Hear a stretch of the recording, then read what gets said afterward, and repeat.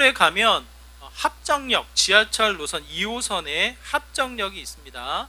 합정역 가까이에 합정역 내려서 좀 더 이제 도보로 가다 보면 어느 공원이 나오는데 그 공원이 양화진 공원이에요. 양화진 공원. 좀 거리가 이제 도보로 가면 양화진이라는 외국인 공원이 있는데 말이 공원이지 그곳에 가면 뭐가 있을까요, 여러분? 양화진. 뭐가 있을까요? 묘가 있습니다. 묘가. 어떠한 묘가 있냐면 선교사님들의 묘가 그곳에 쫙 펼쳐져 있어요. 제가 이 설교를 준비하면서 보니까 415명의 선교사들, 나라로 따지면 15개 국의 이 선교사님들이 계시고 선교사님들의 가족까지 또 이렇게 이 죽음을 맞이하신 분들이 계시기 때문에 어린 아이에서부터 장성에 이르기까지 연령대가 다양하게 이 곳에 묻혀져 있는 모습을 보게 되어집니다. 말이 공원이지 묘비예요. 합정역이에요. 여러분 한번 생각해 보세요. 청주 가까이에 묘가 세워진다라고 생각을 하면 여러분의 마음이 어떨까요? 어때요? 아직까지는 우리나라, 외국은 좀 달라요. 외국은 공원에 묘를 쓰는 경우가 많습니다. 묘를 쓰고 가까이 공원을 조성하는 경우가 많기 때문에 좀 자연스럽게 느껴지는데 우리나라는 이 묘를 어디에 씁니까? 양지 바른 곳에 쓰기도 하지만 그 양지가 어디예요? 그래도 좀 떨어져 있는, 마을과 떨어져 있는 산 꼭대기 혹은 이 햇볕이 잘 드는 곳에 묘를 쓴단 말이에요. 그만큼 죽음이라는 것, 이 묘를 쓴다는 것 자체가 좀 거리감을 두고 있는 형태를 보게 되어집니다. 그런데 아무래도 물론 지금과도 같은 서울의 도시 한복판에 묘가 세워진 건 아니지만 한양과 가까운 곳에 묘가 세워졌단 말이에요. 1885년도에 처음으로 그곳에 묘가 세워지게 됩니다. 그 묘가 세워지면서 1885년도가 아니고 1890년도에 묘가 세워져요. 그 자리에. 그러면서 생각을 해보는 것은 어떤 일을 위해서 누군가를 통해서 왜 이곳에 묘가 세워졌을까 우리가 생각해 볼 수 있지 않겠어요?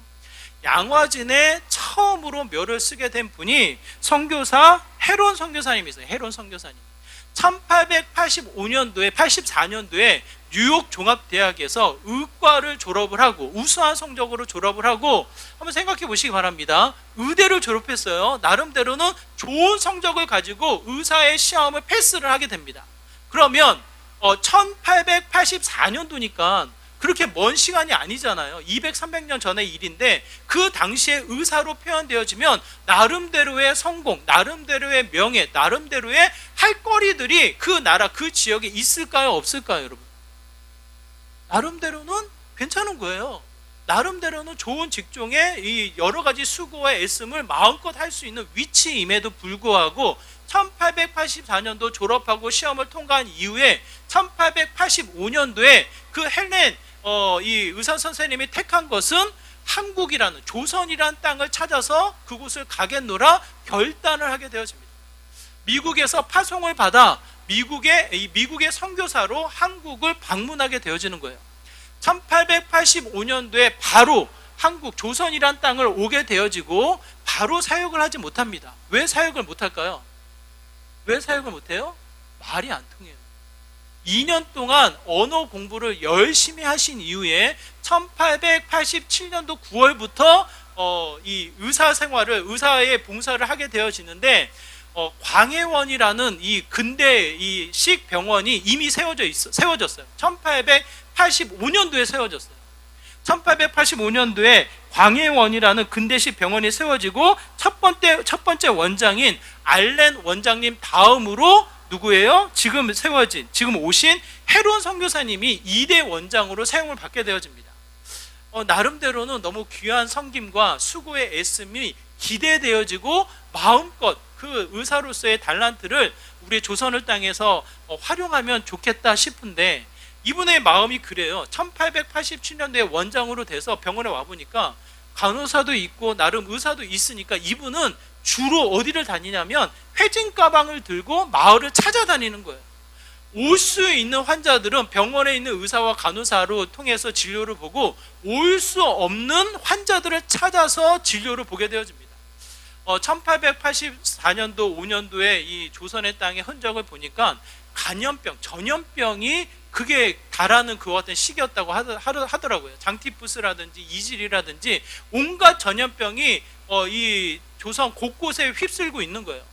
병원에 올 수 있는 사람들은 진료를 받지만 쓰러져 있는 사람들은 진료를 받지 못하니까 이 헤론 선교사님이 이 진료 가방을 들고 곳곳을 찾아다니며 진료를 하게 되어집니다.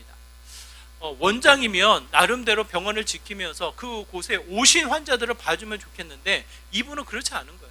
찾아다니며 진료를 하고 찾아다니며 아픈 자들을 치료해 나가는 과정을 갖게 되어집니다. 그러다 보니까 무슨 일이 벌어지냐면 그 간염병을 본인이 옮게 되어져요.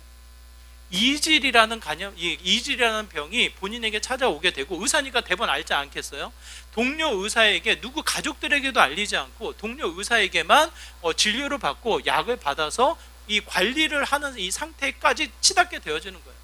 좀 쉬고 좀 멈추고 가정을 통해서 오히려 미국으로 돌아가서 건강을 회복할 수 있을 것 같은데 그런 과정을 밟지 않고 어떻게 합니까? 눈에 보여지는 환자들, 자신의 필요를 찾는 이들을 끊임없이 찾아다니며 치료를 하시는 거예요. 결국 쓰러지게 되어지고 동료 의사가 이제 더 이상 안 되겠다라는 판단을 해서 가족들에게 알리고 동료 선교사들에게 알린 이후에 그를 마지막 때를 준비하게 되어집니다.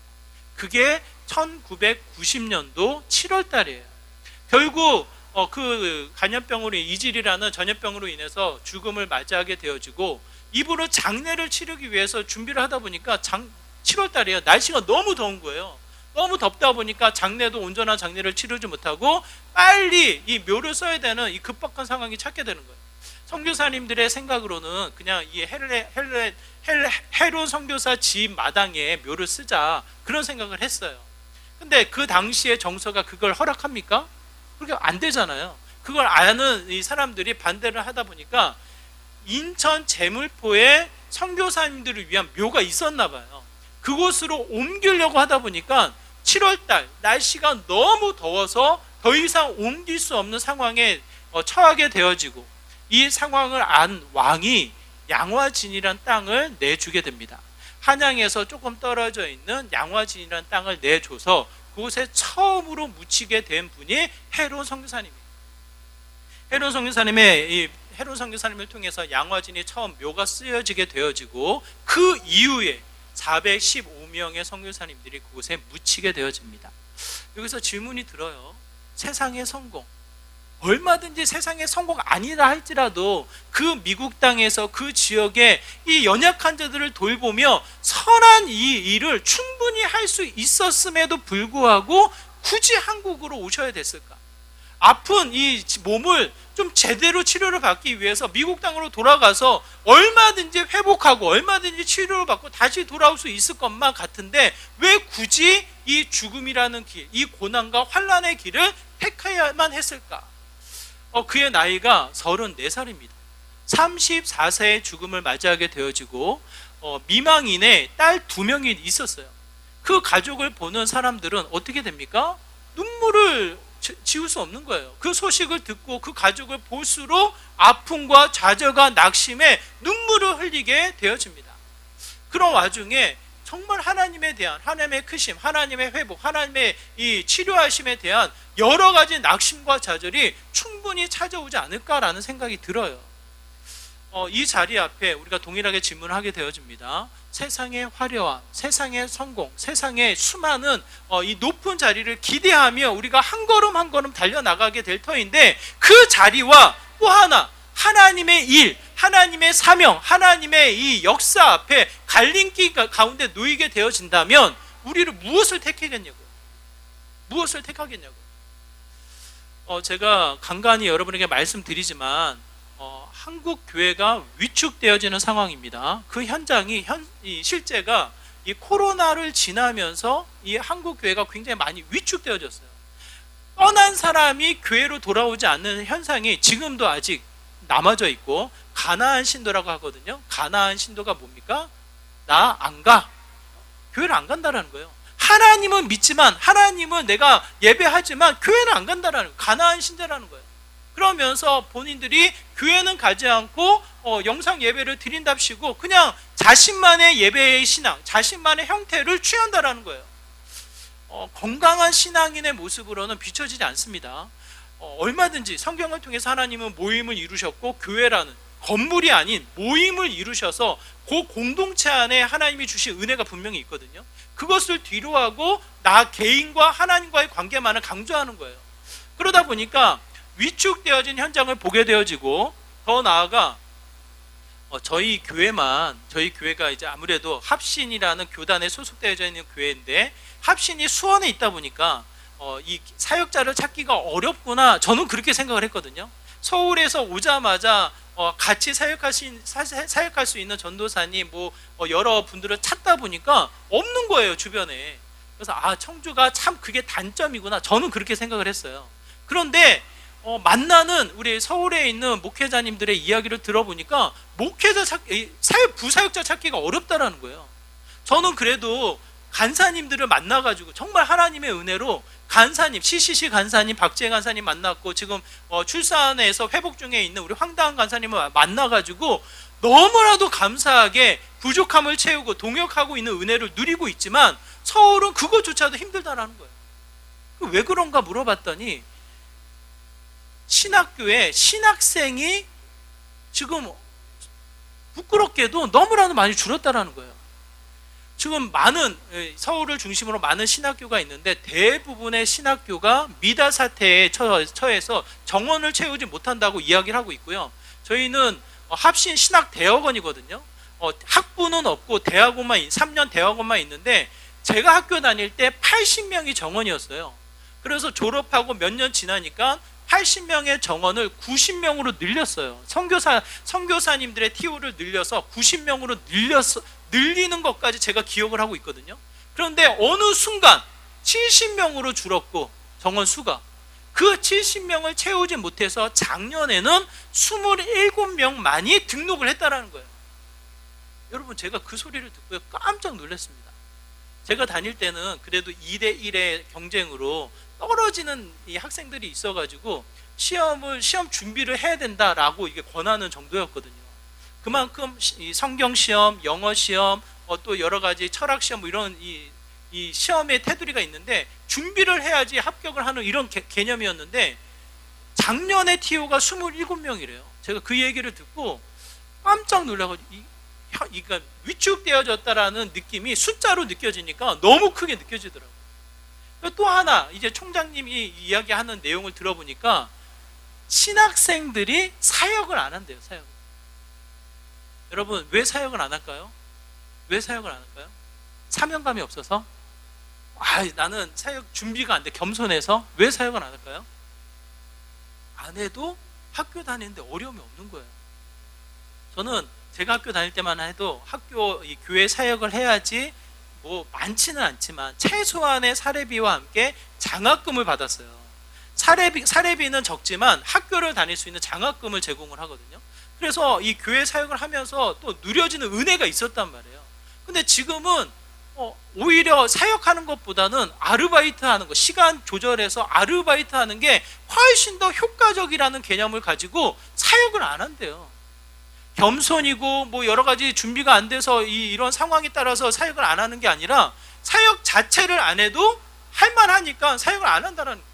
그러다 보니 서울에 있건 청주에 있건 더 지방에 있던지 간에 사역자 찾기가 어려운 일을 보게 되어집니다. 그래도 사역자, 신학을 하는 분들은 헌신된 분들이잖아요. 세상의 가치를 조금 뒤로 하고 하나님의 가치를 붙잡는 이들조차도 그런 상황에 놓여져 있다라는 거예요. 이것은 무엇을 의미합니까? 하나님을 믿지만, 하나님을 예배하지만, 하나님을 신뢰한다고 하나님을 붙잡아 나아가지만 우리의 일상 가운데 그 신앙이 힘을 발휘하지 못한다라는 것을 또 한편 증명하는 거예요. 고난, 환난은 뒤로 하고 점점점 신앙의 어떠한 상태로 갑니까? 무관심인 거예요. 무관심. 믿는 듯 싶지만 일상을 돌아가서는 하나님에 대한 말씀, 하나님에 대한 신앙, 하나님에 대한 임재, 아무런 생각 없이 살만한 거예요. 먹을 게 있고 할 일이 있고 나름대로는 삶의 분주함이 있다 보니까 하나님을 생각하지 않고 하나님의 은혜를 갈망하지 않고도 어떻게 합니까? 살만하다라는 착각 속에 놓이게 되는 거예요. 저는 이와 같은 문제 앞에 오늘 바울의 고백, 바울의 확신, 바울의 권면을 다시 한번 우리가 반드시 붙잡아야 되지 않을까라는 생각이 듭니다. 여러분, 오늘 우리의 이와 같은 상황 속에 여러분의 삶 가운데 환난이 찾아오면 어떻게 되겠냐고요.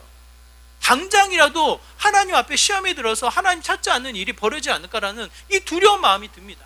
오늘 본문에 보면 바울의 상황을 여러분 한번 살펴보시기 바라요. 바울은 학적으로나 사회적인 위치로나 영향력으로나 충분히 성공한 삶을 살 수 있었어요.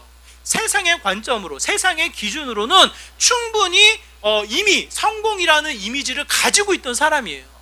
근데 이 바울이 어떻게 합니까? 그 모든 것을 배설물로 버리고 철저히 누구를 따라요? 예수 그리스도만을 따르는 자가 됩니다. 그가 고백하기를 8절에 보니까 자신의 상황을 이렇게 설명을 해요. 8절의 말씀 우리가 읽진 않았지만 우리 같이 읽어볼까요? 8절입니다. 함께 있습니다. 시작. 그러므로 너는 내가 우리 주를 증언함과 또는 주를 위하여 갇힌 자 된 나를 부끄러워하지 말고 오직 하나님의 능력을 따라 복음과 함께 고난을 받으라. 뭐라고 이야기합니까? 바울의 자신의 상황을 설명하기를 뭐라고 이야기해요? 갇힌 자 된 나를, 이렇게 이야기를 해요. 바울이 이미 1차 한번 감옥에 갇혀있던 상황이 있습니다. 그래서 이 감옥에 갇혀있던 상황을 통해서 서신을 쓰기도 했는데, 이번에 이 디모데 후서가 쓰여져 있는 상황은 두 번째 감옥에 갇혀있는 상황이에요. 65년도, 세기 65년도를 이야기하는데 학자들의 연구에 따르면 그 당시는 네로 황제가 이 기독교인들, 믿는 자들을 핍박하고 있는 상황입니다. 그런 와중에 바울이 감옥에 갇혀 있는 거예요. 이번에는 이 바울이 첫 번째는 풀려났다고 치지만 두 번째는 어떻게 됩니까? 이 기독교를 박해하고 있는 와중에 어떻게 해요? 어떠한 위기 상황 속에 이 바울이 죽음으로 직면되어질지를 알 수 없는 더 큰 두려움, 더 큰 어려운 상황에 놓여져 있는 거예요. 우리 일제시대 때 주기철 목사님이라든지 믿음의 사람들이 많이 끌려갑니다. 신사참배를 반대하는 이유로 끌려갑니다. 일본 사람들이 이야기합니다. 한 번만 인정을 해라. 한 번만 참배해라. 너희들이 알고 있는 믿음의 사람들에게 이것은 참배해야 된다라고 인정을 해라. 이 한 번만 하면 당장 풀어주겠노라고. 근데 만약 그것을 인정하지 않으면 어떻게 됩니까? 언제 죽을지 모르는 거예요. 언제까지 고통과 아픔을 당할지 모르는 고문 가운데 놓여져 있는 상황에 멈춰 있는 거예요. 그와 같은 바울의 상황이 전혀 다르지 않는 환난과 고난과 어려움 가운데 놓여져 있는 일을 보게 되어집니다. 처음에는 풀려났는데 두 번째 또 잡힌 거예요. 디모데가 이 소식을 들은, 아들과도 같은 제자 디모데가 이 소식을 들었을 때에 어떠한 마음일까요, 여러분? 어떠한 마음일까요? 저랑 그런 아주 친밀한 친분이 아니라 할지라도 최동배가 감옥에 갇혔다, 예수님을 전하다가 감옥에 갇혔다, 이런 소식을 들으면 여러분 마음이 어떠실 것 같아요? 네? 이재혁 집사님, 저는 집사님을 믿습니다. 아파하지 않겠어요? 속상하지 않겠어요? 어떻게 해서든지 이 일을 좀 모면해 보기 위해서 동부서주 뛰어다니지 않겠어요? 디모데가 이런 마음인 거예요. 손에 일이 잡히지 않고 바울의 염려, 바울의 걱정에 이 잠을 이루지 못하는 거예요. 이런 디모데에게 바울이 편지하여 이르기를 내가 비록 갇힌 자 되었으나 나를 인해서 부끄러워하는 이 모습, 여러 가지의 이 생각에 교차할 수 있으나 뭐라고 이야기합니까? 복음으로 인하여 고난을 받으라. 디모데에게 권하는 말씀이라고요. 디모데에게 복음으로 인하여 고난을 받으라. 우리가 생각하는 복음은 뭐예요? 기쁜 소식. 이 땅에서의 기쁨, 이 땅에서의 평안, 이 땅에서의 형통, 이 땅에서의 수많은 성공을 기대하며 복음을 우리가 받아들일 것만 같은데 실제로 나타나는 이 현장은 뭡니까? 이 본문의 배경을 통해서 우리가 살펴볼 수 있는 것은 고난이에요. 환난이에요. 예수님을 믿는다라는 이 명분 아래 언제 죽을지 모르는 상황에 치닫게 되어지는 거예요. 그 환난과 고난은 없을지언정 이 시대의 모습은 어떻습니까? 무시해요. 멸시해요.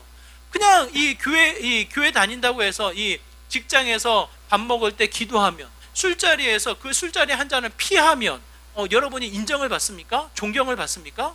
아마 그 순간에 한순간에 웃음거리가 될 거요. 너만 믿느냐고. 어쩌면 수치스러움에 모멸감을 느낄 수 있는 상황일 수도 있겠고, 때로는 무시하며 그냥 그 잔을 조롱해 나가는 형태를 우리가 직면할 수도 있을 거예요. 그만큼 세상은 복음을 어떻게 합니까? 환대하지 않습니다. 우리를 좋아하지 않습니다. 고난은 아닐지언정 이 시대의 분명한 형태는 무시해요. 관심을 갖지 않아요. 믿는 자조차도, 우리조차도 복음에 대한 열정, 복음에 대한 관심이 어떻게 해요? 점점점 멀어가고 있는 상황이 아닐까라는 생각이 들어요. 이런 와중에 바울이 다시 한번 디모데에게 분명하게 이야기를 합니다. 그 고난과 환난 앞에 자신의 상태, 자신의 정체성을 다시 한번 분명하게 이야기합니다. 오늘 본문 11절의 말씀인데요, 11절의 말씀을 읽기 전에 바울 자신이 고백하여 이야기하기를 9절의 말씀 이렇게 이야기합니다. 우리 9절의 말씀 우리 한번 같이 읽어볼까요? 함께 있습니다. 시작. 하나님이 우리를 구원하사 거룩하신 소명으로 부르심은 우리의 행위대로 하심이 아니요 오직 자기의 뜻과 영원 전부터 그리스도 예수 안에서 우리에게 주신 은혜대로 하심이라.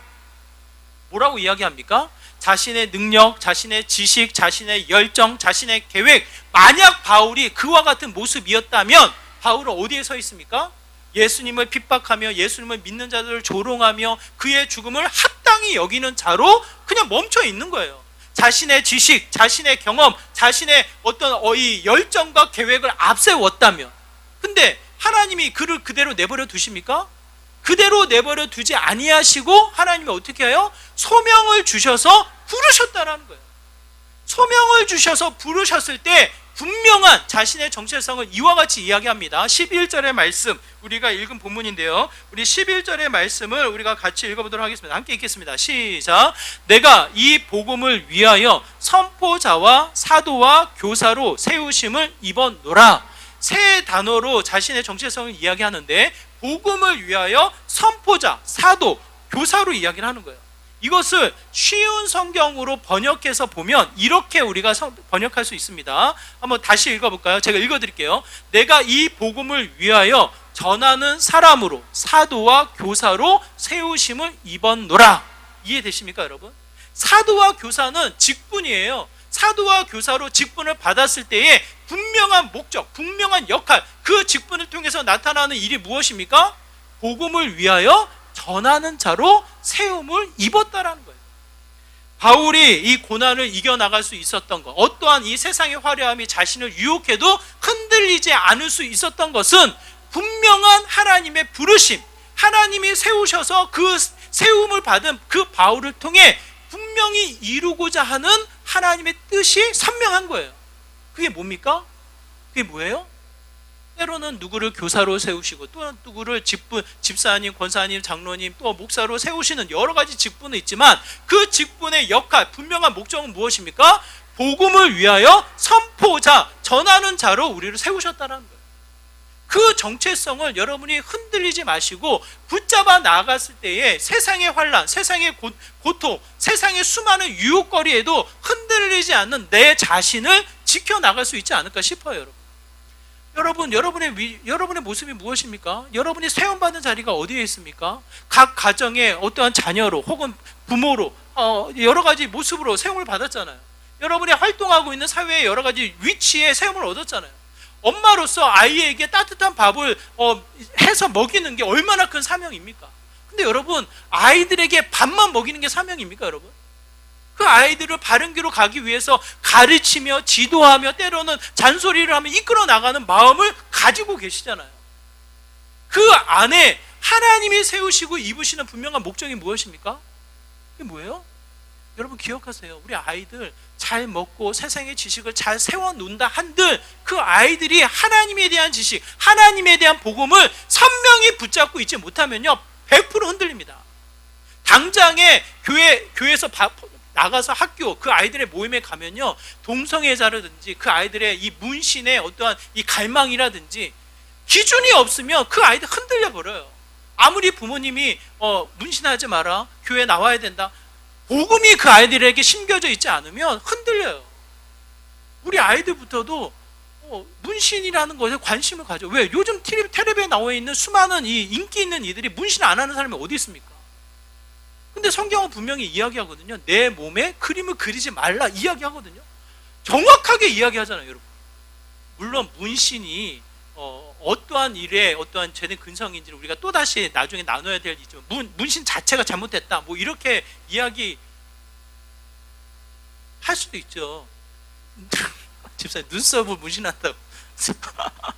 제 아내도 눈썹 문신했어요. 그런 거 말고 눈썹이잖아요. 눈썹 대신해서 그린 거잖아요. 그런 거 말고 그림, 글씨를 새겨넣는 거예요. 어떤 이는 말씀을 새겨넣어요. 말씀. 미간에 말씀을 새기라고 해서 또 이 말씀을 새겨넣는 분들도 계셔요. 여러분 그 문신 자체의 행위가 잘 됐다 못 됐다를 의미하는 것이 아니라 그게 무엇으로 시작이 되었는지를 먼저 알아야죠. 그것이 뭡니까? 갈망이에요. 갈망. 또 다른 이방, 또 다른 신을 섬기면서 몸에 새겨 넣는 일이 시작이 되어졌고, 그것이 오늘날의 문화로 나타나는데, 그 문화가 뭡니까? 자신의 갈망이 담겨지잖아요. 하나님에 대한 갈망은 굳이 문신으로, 타투로 나타낼 게 뭐가 있습니까? 하나님이 주신 방식과 절차가 분명히 있는데도 불구하고 이 모든 내용의 가치가 복음으로 세워져 있지 않으면요, 동성애자들, 여러분 이번 올림픽에서 이 성소수자가 아니라 이 동성연애가 아니라 뭐예요? 복싱에서 성전환 수술 받은 분이 인권을 앞세워서 금메달을 땄잖아요. 이게 물론 인권이고 사회의 어떤 큰 이슈이기 때문에 반대한다. 이 반대로 인해서 또 다른 논쟁을 나타낼 수 있는데, 그들이 교회에 오면 안 된다, 그들은 잘못됐다, 이것이 아니라 그 자체의 행위가 용납되어지는 흐름을 여러분이 읽으셔야 된다고요. 우리 교회 기쁨의 교회 동성애자나 뭐 전환자가 와도 우리는 그들을 환대해야죠. 그들을 사랑하고 그들에게 복음을 전해야죠. 그들이 진정한 회복을 이루어가기 위해서 그들을 핍박하고 그들의 인권을 무시하자는 것이 아니라, 하지만 지금 흘러가는 방향의 흐름이 말씀을 빗대어서 같은 방향으로 가고 있는지, 아니면 이것이 전혀 반대로 가면서 분별해 나가야 되는지를 우리가 알아야 된다는 거예요. 이것이 곧 무엇을 의미합니까? 하나님이 세우신 자리의 기준, 가치가 복음을 전하는 자로 세워 있지 않으면, 그 가치가 놓쳐져 있으면 수많은 세상의 꺼리로 인해서 흔들려 버린다는 거예요. 바울이 이 고난을 어떻게 이겨나갈 수 있었겠냐고요. 이 헤론 선교사님이 이 세상의 가치와 화려한 성공을 뒤로하고 조선이라는 알지 못하는 이 미지의 세계를 올 수 있는 이유가 무엇이 있었겠냐고요, 여러분. 그 이유는 딱 한 가지예요. 바울이 이야기하는 전하는 자로서의 사명을 온전히 깨달아 그 조선이라는 땅에 복음을 전하기 위해서 왔단 말이에요. 아픈 자를 치료하기 위해서는 미국에도 아픈 자 많단 말이에요. 조선에 올 필요가 없었단 말이에요. 그럼에도 불구하고 오셔서 오늘날의 연세 세브란스 병원이 시작되어지는 이 출발선상에 놓이게 되어집니다. 얼마나 큰 영향을, 지금 이 땅에 영향을 주고 있냐고요. 저는 저와 여러분이 그 기준, 그 정체성을 놓치지 마시고, 하나님이 세우시고 하나님이 그 자리를 통해서 이루고자 하시는 분명한 뜻을 다시 한번 깨달아 전하는 자로 내 직분을 감당하는 저와 여러분의 모습이 되기를 다시 한번 부탁을 드립니다. 사도와 교사가 아닌 엄마로서, 때로는 자녀로서, 때로는 사회인으로서, 때로는 기쁨의 교회 성도로서 하나님의 말씀을 전하는 직분을 감당해야 한다는 거예요. 직장에서 세상의 피로만 채운다고 해서 모든 것이 끝납니까, 여러분? 여러분, 세상에서 피로를 채우는 게 모든 것이 끝납니까? 그렇지 않아요. 그러니까 이 직장 저 직장 마음대로 옮기는 거예요. 많이 주는 곳으로 옮기는 거예요. 저는 여러분이 그 직장에 세우시고 입히신 하나님의 분명한 뜻의 메시지를 듣기를 원합니다. 그 자리가 복음을 전하는 자리인 거예요. 전에도 제가 말씀드렸지만 한 회사의 임원으로 은퇴를 하시고 5년 동안 직장이 없으신 분이셔요. 은퇴하셨으니까 나름대로는 사회 활동을 여러 활동을 하시고 은퇴를 하셨기 때문에 생활이 어렵지 않아. 그냥 얼마든지 은퇴하신 이후로 자신의 삶을 누릴 수가 있는데, 5년이 지나고 나서 또 다른 회사에서 임원직으로 초청을 한 거예요. 초청을. 그분의 마음이 가야 되나 말아야 되나 고민을 했을까요, 안 했을까요? 고민했을 것 같아요, 안 했을 것 같아요? 지금 여러분 표정은 고민을 하고 계시네. 고민할 필요가 없죠. 5년을 쉬었으니까 얼마나 일이 본인에게 기쁨이 되겠습니까? 그것도 그냥 무료가 아니라 임원으로 초빙을 하는 건데 당연히 고민 안 하고 가셨죠. 그런데 그분은 목적은 달랐어요. 먹고 살만 하니까 내가 또 일을 한다, 그런 개념은 아니었어요. 이것은 하나님이 또 한 번 주시는 기회다. 전에는 내가 세상의 필요를 채우기 위해서 열심히 일했다면 이번에는 어떻게 한다? 이번에는 하나님의 복음을 전하는 일에 매진한다. 맨 처음 자기에게 초대했을 때는 2년 계약직이었어요. 2년 계약. 임원들이 원래 2년 계약직으로 돌려요. 그래서 언제 끊어질지 모르는 거예요. 근데 2년 계약직으로 시작을 했는데 6년에 걸쳐서 시간 3번을 연장하면서 그 일을 하셨단 말이에요. 이 연세가 있었음에도 불구하고. 그러면서 그 자리에서 본인이 했던 일은 복음을 전하는 일이었어요. 회사로 목회자를 초대하는 일이 쉬울까요? 어려울까요? 회사로. 어렵습니다. 왜? 자기 방이 있으면 모를까? 자기 방이 없으면 왜? 좀 이게 어렵잖아요. 전무이신데도 자기 방이 있는데도 불구하고 이 자기 방을 회의실로 사용하신 분이셨기 때문에 이 사원들이 있는 자리를 통과해서 내가 들어가야 되는 거예요. 꼭 매년마다 이 회사 신방을 요청을 하셔요. 하시는 이유는 복음을 본인들이 전하는, 본인 스스로가 교회를 다니고 예배를 드린다는 것을 직원들이 보이기 위해서 이 예배를 드리시는 거예요. 물론 형식을 강조하는 게 아니라 그분의 마음을 강조하는 거예요. 자신이 이중적으로 생활을 하지 않도록 이 사원들에게 교회 다니라고 복음을 전하면서 본인이 혹여나 흐트러질까봐 매년 직장에 이 회사를 방문해서 예배를 청하시고 믿음을 앞세워서 그 시간을 보내시더라고요. 결코 쉽지 않은 일입니다. 아마 사회생활 하시는 분들은 아실 거예요. 결코 자신의 믿음을 드러내는 게 쉽지 않은 일인 것을 알게 됩니다. 그분의 목적은 뭐예요? 하나님이 세우셨다는 거예요. 하나님이 그 자리를 이끌어 나가신다는 거예요. 그러면서 끊임없이 복음을 전하는 일을 놓치지 않습니다. 저는 저와 여러분이 그 은혜를 잊지 않으시기를 바랍니다. 그 자리가 어떻게 해요? 복음을 전하는 선한 영향력, 선한 열매를 충분히 맺어가게 된다는 거예요. 하나님이 넌 복음 전해라, 우리를 세워놓고 하나님 멀리 가 계십니까? 하나님이 떠나 계셔요? 그렇지 않아요. 오늘 12절의 말씀을 같이 읽어볼까요? 12절의 말씀이 이렇습니다. 12절 말씀 같이 있습니다. 시작. 이로 말미암아 내가 또 이 고난을 받되 부끄러우지 아니함은 내가 믿는 자를 내가 알고 또한 내가 의탁한 것을 그날까지 그가 능히 지키실 줄을 확신함이라. 뭐라고 이야기합니까? 모든 것을 하나님이 아신다. 나를 아시고 우리를 아시고 앞으로의 믿는 모든 자들을 아셔서 어떻게 합니까? 그들을 하나님이 지키실 것을 본인이 확신한다. 바울이 노마서에서는 이렇게 고백을 합니다. 노마서 8장 38절에서 39절 우리 같이 읽을까요? 함께 했습니다. 시작. 내가 확신하노니 사망이나 생명이나 천사들이나 권세자들이나 현재일이나 장래일이나 능력이나 높음이나 기쁨이나 다른 어떠한 피조물이라도 우리를 우리 주 그리스도 예수 안에 있는 하나님의 사랑에서 끊을 수 없으리라. 뭐라고 이야기합니까, 여러분? 그 어떠한 요소를 가지고 온다 한들, 세상의 수많은 거리들이 나를 위협한다 한들, 세상의 화려함이 나를 유혹한다 한들, 하나님이 어떻게 하셔요? 예수 그리스도 안에 하나님 그 관계를, 하나님의 사랑을 어떻게 해요? 끊을 수 없느니라. 하나님이 지키시는 거예요. 여러분 착각하지 마십시오. 우리가 강하게 붙잡아서 그것을 우리가 지키는 겁니까? 우리는 수시로 놓는 거예요. 우리는 수시로 놓아요. 하나님과 우리의 관계를 이렇게 표현을 합니다. 깍지를 쪄서 이 손을 이렇게 표현을 해요. 복음에서 우리는 잡았다가 놨다가 잡았다가 놨다가, 예배를 드릴 때는 잡았다가, 세상으로 돌아갔을 때는 하나님 어디 계신가 놨다가, 분주하게 쫓아서 세상을 쫓아서 붙잡다가, 또 하나님 앞에 이 문제에 부딪혀서 기도하다가, 또 그 문제가 사라지고 나면 우리 어떻게 합니까? 언제 그랬냐는 듯이 또 놓으면서 세상 앞에 분주하게 살아간다는 거예요. 그런데 하나님 어떻게 해요? 하나님 그 팔을 놓지 않으신다는 거예요. 세상의 수많은 위협, 세상의 수많은 여러 가지 가치들이 나를 위협하고 유혹한다 한들, 그 예수 그리스도 안에, 그 하나님의 십자가를 통해서 우리를 사랑하신 그 분명한 사랑의 메시지 안에 우리를 끊을 수 없느니라. 하나님이 우리를 철저히 지키시는 분이심을 이야기합니다. 그런데 어떻게 34살의 죽음을 맞이합니까? 어떻게 그 어린 딸 2명은 어떻게 아버지 없는 삶을 살아가게 됩니까? 아프죠. 그 가족의 소식을 듣게 되면 눈물을 흘리죠. 낙심과 좌절이 되지요.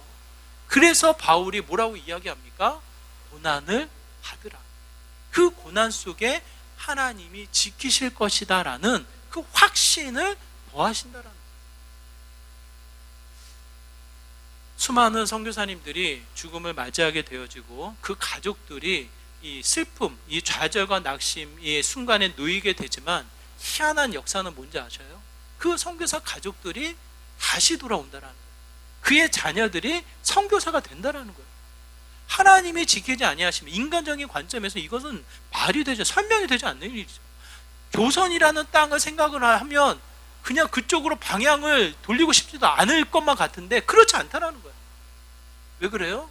그 어떠한 것도 하나님의 사랑을 끊을 수 없기 때문에 그 사랑으로 인해서 다시금 그 가족이 돌이키는, 회복하는 은혜를 보게 되어집니다.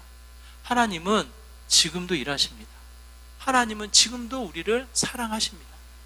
저와 여러분이 흔들리지 않는 하나님의 사명, 하나님의 부르심을 선명히 깨달아 어떻게 해요? 어떠한 직분에 놓여있던지 간에 복음을 전하는 자로 그 일을 내가 감당해 나간다면 그 자리는 역사가 있는 거예요. 하나님의 놀라운 은혜가 펼쳐지게 된다는 것을 이야기합니다. 이 일을 이 디모데에게 전하면서 이렇게 부탁을 하는 거예요. 3절 14절의 말씀입니다. 우리 13절의 말씀부터 한번 같이 읽어볼까요? 13절의 말씀 같이 읽습니다. 시작. 너는 그리스도 예수 안에 있는 믿음과 사랑으로서 내게 들은 바 바른 말을 본받아 지키고, 여기에서 인칭은 누구예요? 너는이에요. 너는. 바울이 디모데에게 너는 그 복음, 하나님이 주신 특별한 은혜를 어떻게 합니까? 누리라는 거예요. 누리라는 거. 철저히 지켜 누리라는 거. 여기서 인칭은 누굽니까? 1인칭, 나를 가리키는 거예요. 나를. 그런데 여기서 14절로 바뀌면 뭐라고 표현합니까? 14절의 말씀 같이 읽을게요. 시작. 우리 안에 거하시는 성령으로 말미암아 내게 부탁한 아름다운 것을 지키라. 여기서 인칭은 바뀝니다. 뭘로 바뀝니까? 우리로 바뀌어요. 우리. 물론 14절에서의 우리는 디모데와 바울을 지칭해서 이야기를 하지만 오늘 이 본문이 우리에게 주어졌을 때, 우리가 읽었을 때에 이 우리가 포함이 됩니까? 안 됩니까? 여러분, 포함이 되는 거예요. 바울과 디모데와 가르쳐서 우리로 표현하고 있지만 그 우리 안에 이 편지를 우리가 읽었을 때에는 우리 역시도 그 안에 포함이 되어져서 뭐라고 이야기해요? 나부터 하나님의 은혜, 하나님 복음이라는 메시지를 충분히 누리고 그리고 나서 어떻게 합니까? 아름다운 것을 지키라. 여러분, 아름다운 것이 무엇입니까? 우리의 문맥을 통해서, 전체의 문맥을 통해서 우리가 살필 수 있는 아름다운, 너에게 맡겨진, 너에게 부탁한 아름다운 것은 복음을 전하는 거예요. 그 사명을 놓치지 말고 그것을 지켜 행하라. 우리에게 권하여 이야기를 한단 말이에요. 먼저 누리고 충분히 하나님의 사랑과 하나님의 은혜를 넘치면서 우리를 누려 나갔을 때에 그것이 나의 것으로만 멈춰있지 않는다라는 거예요. 그 아름다운 가치가 어떻게 내 안으로만 멈춰있게 되어집니까? 그것은 이기적인 우리의 죄된 근성에서 멈춰있는 거지 절대로 하나님의 은혜, 하나님의 사랑, 하나님의 선하심은 숨길 수가 없습니다. 여러분, 숨길 수가 없어요. 저는 이것을 늘 이야기할 때 생각나는 것은 연애예요. 연애. 연애하는 사람을 숨길 수 있습니까? 없습니까? 연애를 숨겨서 해보신 적 있어요? 그 연예인들이 연애하는 걸 얼마나 꼼꼼히 숨기겠어요. 근데 그게 숨긴다고 숨겨집니까? 조금 시간이 지연될 뿐 결국은 다 드러나게 되어지고 연애의 소식들, 예쁜 사랑의 이야기가 많이 퍼져나가게 되잖아요. 숨기려고 해도 숨길 수가 없는 거예요. 이게 뭐예요? 하나님이 주신 특별한 사랑과 이 메시지의 은혜가 어떻게 숨겨집니까? 그 가치가 누려지면 누려질수록 그 은혜가 퍼져나가는 일이 커지게 나타난다는 거예요. 오늘 이 본문을 살피기 전에 우리가 살핀 우리 해론 선교사님, 그의 묘가 이렇게 양어진에 이렇게 세워져 있습니다. 이 수많은 이 제일 첫 번째 세워진 묘인데 이 묘에는 뭐라고 쓰여져 있냐면 이렇게 쓰여져 있어요. 하나님의 아들이 나를 사랑하셨습니다. 하나님의 아들이 나를 사랑하셨고 나를 위해서 자신을 주셨습니다. 예수님의 십자가, 그의 크신 사랑, 그의 희생과 헌신을 분명하게 표현한 표현 아니겠습니까? 하나님의 아들이 나를 사랑하셨고 나를 위해서 자신을 주셨습니다. 충분히 하나님의 사랑을 누리고 그 사랑을 누린 이 헤롯 선교사님이 어떻게 합니까? 미국 땅보다는 조선을 사랑한 거예요. 미국의 수많은 사람들보다는 조선에 이 병원이 없어서 죽어가는 사람들을 더 사랑한 거예요. 그를 찾아가서 치료하며 진정한 영혼의 치료를 위해서 애쓰고 수고했던 그의 사랑이 오늘날에 이르기까지 우리에게 이 영향, 이 뭉클함을 우리가 주는 것이 아닌가라는 생각이 듭니다. 사랑을 숨길 수가 없는 거예요. 멈추게 할 수 없는 거예요. 여러분, 우리가 동일하게 그 예수님이 부어주신 그 세움의 자리에서 복음을 누리며 철저히 그 복음을 전하는 자로 세워나가는 그 사명을 감당해 나가는 저와 여러분의 삶의 모습이 되어야 하지 않을까 싶습니다. 그 자리가 생명력이에요. 생명력. 제가 그토록 강조하는 생명력이에요. 영향력이에요. 꿈틀꿈틀거리는 하나님의 은혜예요. 생명력이 상실되어진 한국교회, 영향력이 위축되어진 한국교회의 모습들은 어쩌면 예수 그리스도 순수한 복음을 전하는 일에 멈춰 있기 때문에 그런 것이 아닌가라는 이 두려운 마음을 갖게 되어집니다. 우리 기쁨의 교회가 복음으로 무장되어져서 그 복음을 마음껏 자랑하며 전하는 저와 여러분의 삶이 되기를 소망합니다. 그 안에 또 한 번의 아름다운 것이 지켜지면서 빛나는 믿음의 삶이 된다고 저는 확신을 합니다. 저와 여러분의 일상에 그 은혜가 다시 한번 세움받은 자리에서 복음의 은혜가 누려지고 전해짐으로 말미암아 하나님의 영광, 하나님의 빛 되심이 자랑되어지는 복된 삶이 되기를 다시 한번 주님의 이름으로 축원합니다. 우리의 일상이 복음으로 다시 한번 전해지는 삶이 될 수 있도록 힘써 달려가는 하루가 되시기를 주님의 이름으로 축원합니다. 우리 말씀을 기억하시면서 함께 기도하기를 원합니다. 하나님이 세우신 그 자리에 복음으로 누려지게 하여 주시고 감당케 하여 주시고 복음이 자랑되어지는, 그래서 하나님의 생명력이 전해지는 믿음의 복된 삶이 되게 하여 주시옵소서라고 이와 같은 마음으로 함께 기도하며 나가도록 하겠습니다. 기도합니다. 하나님, 세상의 두려움, 세상의 염려, 세상의 수많은 무시와 멸시와 여러 가지 조롱에 멈춰 있는 것이 아니라 다시 한번 깨어서 하나님이 세우신 그 자리에, 하나님이 입으신 그 자리에 복음을 전하며 하나님의 일하심이 증거되어져 나가는 믿음의 귀한 삶이 되기를 소망합니다. 하나님은 지금도 우리를 지키십니다. 우리를 구원하십니다. 그로 인해서 하나님의 영광을 드러내시는 여호와 하나님이심을 고백합니다. 우리의 일상이 다시 한번 복음을 누리고 전하는 아름다운 것을 지켜나가는 믿음의 귀한 삶이 되게 하여 주시고 하나님의 영광, 하나님의 생명력이 나누어져 나갈 수 있도록 하나님 은혜 더하여 주시옵소서. 우리의 입술이, 우리의 일상이, 우리의 삶이 복음을 전하는 자로 우리의 직분을 감당케 하여 주시고 하나님의 역사, 하나님의 일을 이루어 나갈 수 있도록 하나님 은혜 더하여 주시옵소서. 주님.